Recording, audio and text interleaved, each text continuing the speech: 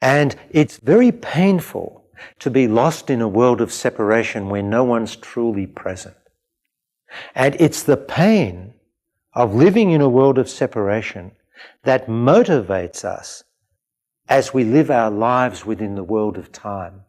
If you really pay attention, you'll discover that almost everything we do is motivated by our desire to avoid the pain of living in a world of separation. It drives us relentlessly through our unconscious life, seeking relationships, seeking acceptance, seeking approval, seeking a place where I belong, seeking success, fearing failure. Whatever it is that drives us through our life. How many of us stop long enough and are present long enough to really feel into who am I and why am I here?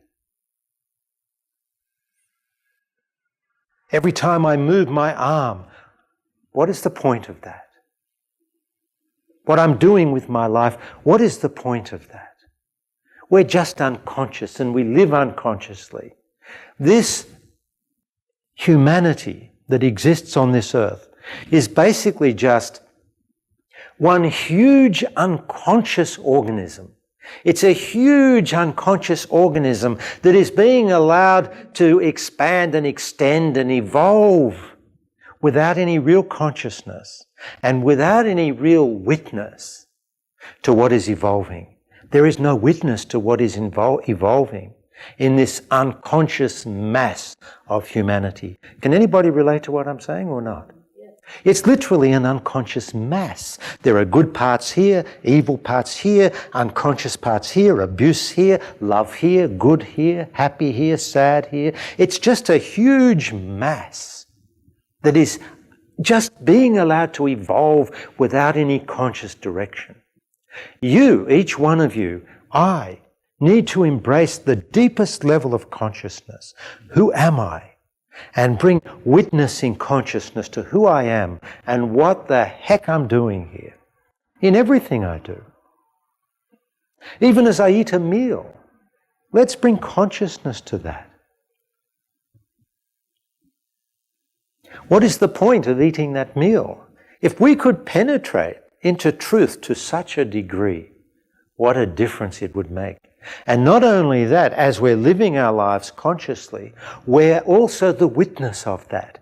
We're the witness of ourselves expanding and evolving and expressing in the world. I am both the expression and the witness to that expression. And if there's the slightest movement within me as I express that is out of alignment with truth and presence and love and God, the witness that I am catches it. And then there's the subtlest of loving adjustments as I come back into alignment with truth and with integrity and with love and with presence. What a way to live. What a way we could live. But it's difficult to be the only one, isn't it? It's difficult. Most of the people on this planet are not interested in what I'm speaking of. Even the ones on a spiritual path, when they realize what's really involved, that all they're seeking brings them to a point of nothingness. Silence. True awakening means that there's nothing in it for you. You can't use it. It doesn't benefit you. All it means is you've awakened out of your dream and now you're in the truth of life.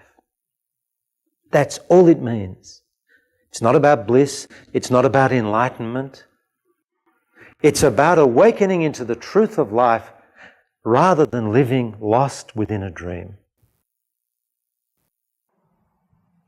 One day, maybe our dying breath, or maybe just a few moments after we leave, well, actually, after we leave, we'll be happy to be going on, but there'll be one point, somewhere where you'll realize what a blessing it is to be here.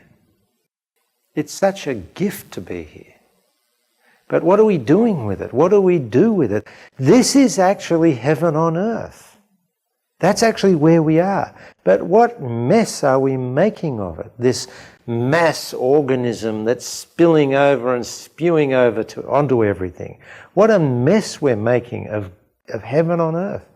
Because that's where we are. And there's no reason why we humans couldn't live here, knowing that this is heaven on earth, in an incredibly complementary way, a harmonious way, where we really are the custodians, or more appropriately, the caretakers, which means we take care. And we never construct or build one thing that is out of harmony with what is here. And everything we construct and create complements what is here. That's how we're supposed to be. But this mass organism, this mass unconscious organism spilling over everything, in its unconsciousness, is making a terrible mess of everything. And our minds and our egos are so dominant in our lives that it's the mind and ego that insists on being the creator. And it doesn't realize, we don't realize, that to the extent we insist on being the creator with the mind and ego, everything we create will be out of harmony with the truth. And we will be out of harmony with the truth. And the only place it will lead is our own end.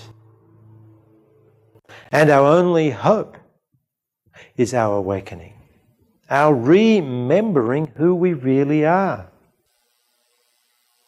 It's everyone's destiny to be a fully awakened being. The only question is when. Will it be now?